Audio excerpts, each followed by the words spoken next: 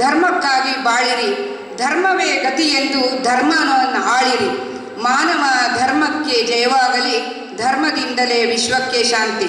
ಈ ಒಂದು ನುಡಿಯಂತೆ ಹಾಗೂ ಕಾಯಕವೇ ಕೈಲಾಸ, 12ನೇ ಶತಮಾನದಲ್ಲಿ ಬಸವೇಶ್ವರರು ನುಡಿದಂತಹ ಕಾಯಕವೇ ಕೈಲಾಸ, ಸಹಸ್ರಮಾನಗಳ ಇತಿಹಾಸ ಇರುವುದರಿಂದ ರೇಣುಕಾದಿ ಜಗದ್ಗುರುಗಳ ಸಂಸ್ಥಾಪನಾ ಒಂದು ಈ ದಿನ.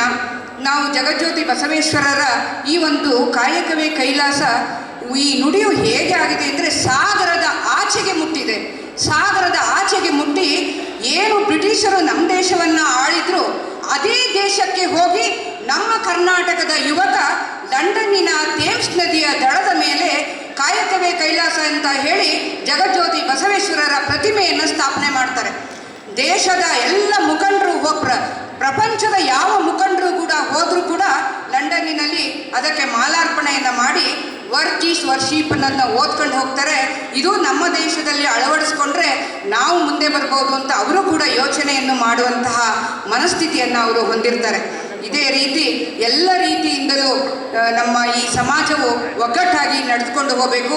ಒಂದು ಮುಖದ ಎರಡು ಕಣ್ಣುಗಳಿದ್ದಂತೆ ವೀರಶೈವ ಲಿಂಗಾಯತ ಧರ್ಮ ಇದನ್ನು ಕಟ್ಟಿ ಬೆಳೆಸುವುದರಲ್ಲಿ ನಮ್ಮ ಯುವಕರು ಕೂಡ ನಮ್ಮ ಯುವಕರು ಏನಿದ್ದಾರೆ ಚಿಕ್ಕಮಗಳೂರವರು ಅವರು ಈಗ ಪಣ ತೊಟ್ಟು ನಿಂತಿದ್ದಾರೆ, ಚೆನ್ನಾಗಿ ನಡ್ಸ್ಕೊಂಡು ಹೋಗ್ತಾರೆ ಅಂತ ನಾನಾದರೂ ಭಾವಿಸಿರ್ತೀನಿ.